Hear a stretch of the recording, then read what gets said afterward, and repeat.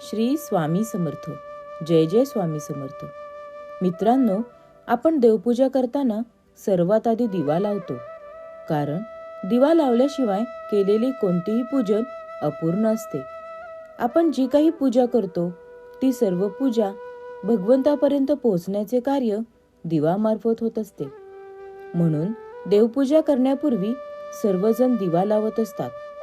म्हणूनच आजच्या लेखामध्ये आपण दिवा लावताना कोणते नियम पाळणे गरजेचे आहे, दिवा तुपाचा असायला हवा की दिवा तेलाचा, दिवा लावताना कशा पद्धतीने लावावा, दिवा लावताना आपल्याला काही नियम पाळायचे आहेत का, कोणती काळजी घ्यायची आहे, याबद्दल सविस्तर माहिती जाणून घेणार आहोत.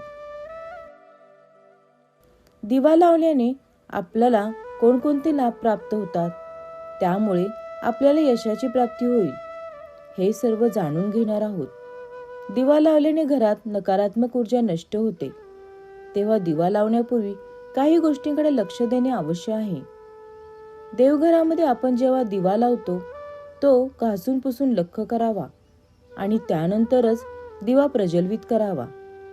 काही घरांमध्ये आपल्याला पाहायला मिळते की दिवा हा तुटलेला असतो, भंगलेला असतो. त्या दिव्यामधून सतत तेल वाहत असते आणि असा दिवा देवघरामध्ये लावणे अत्यंत चुकीचे आहे. ज्या घरामध्ये अशा प्रकारचा दिवा लावला जातो त्या घरामध्ये परमेश्वर कधीच वास करत नाही व त्या घरातील सदस्यांवर माता लक्ष्मी कधीच प्रसन्न होत नाही. काही घरांमध्ये आपल्याला पाहायला मिळते की दिव्यांवर तेलाचा थर साचलेला असतो आणि तोच दिवा आपण वारंवार प्रज्वलित करत असतो. असे केल्याने आपल्यावर देव प्रसन्न होत नाही. त्याचबरोबर म्हणूनच आपण आपल्या घरामध्ये 2 दिवा असणे गरजेचे आहे आणि ज्या घरामध्ये स्वच्छता असते अशा घरामध्ये देव नेहमी प्रसन्न होत असतात.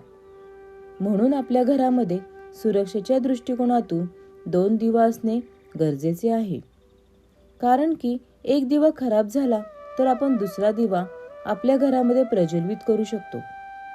काही घरामध्ये तेलाचा दिवा लावला जातो तर काही घरांमध्ये तुपाचा दिवा लावला जातो. तेलाचा दिवा, तुपाचा असे 2 दिवे लावले जातात.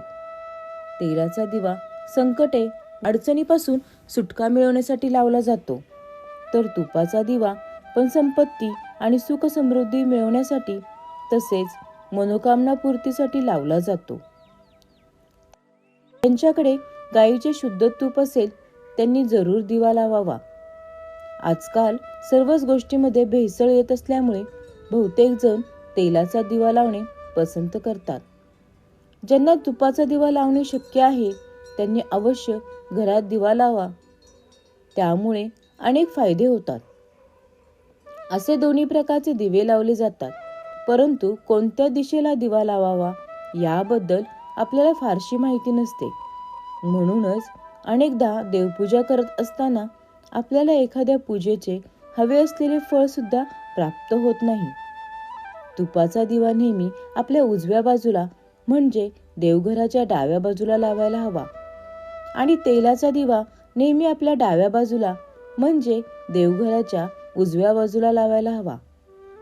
आपण जेव्हा मंदिरामध्ये जातो याबद्दलची माहिती आपल्याला मिळते. अशा प्रकारे दिवा लावल्याने आपल्याला लाभ सुद्धा प्राप्त होतो. त्याचबरोबर आपण जो दिवा लावतो त्या दिव्याची वात कोणत्या दिशेला असायला हवी याबद्दल सुद्धा आपल्याला फारशी माहिती नसते. मित्रांनो, आपले देवघर नेहमी ईशान्य दिशेला असावं. जेव्हा आपण दिव्याची ज्योत प्रज्वलित करतो तेव्हा त्या दिव्याची ज्योत पूर्व दिशेला असावी आणि पश्चिम किंवा दक्षिण दिशेला दिव्याची ज्योत कधीच नसावी. पूर्व व उत्तर दिशेला दिव्याची ज्योत असल्यास धनप्राप्तीचे योग बनतात आणि त्याचबरोबर पूर्व व उत्तर दिशा ही भगवान कुबेर यांची दिशा मानली जाते.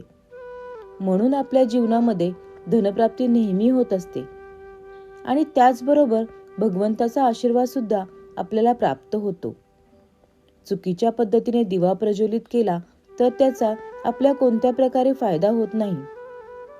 म्हणून तेलाचा दिवा, तुपाचा दिवा लावल्याने आपल्या जीवनातील संकटे, अडचणी दूर होऊन जातात व आपल्याला धनप्राप्तीचे योग सुद्धा आपल्या जीवनामध्ये येऊ लागतात.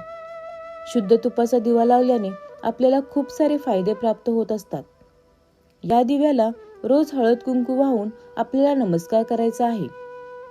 रोज जर काही नियमांचे पालन करून जर आपण योग्यरित्या दिवा प्रज्वलित केला तर त्याचे आपल्याला फळ सुद्धा चांगले प्राप्त होत असते. या सगळ्या गोष्टीमुळे आपले जीवन सुद्धा चांगले राहते.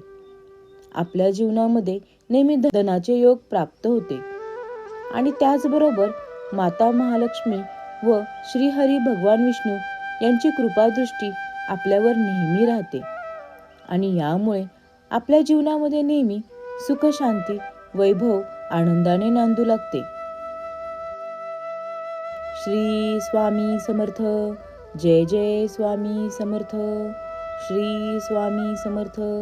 जय जय स्वामी समर्थ. श्री स्वामी समर्थ. जय जय स्वामी समर्थ.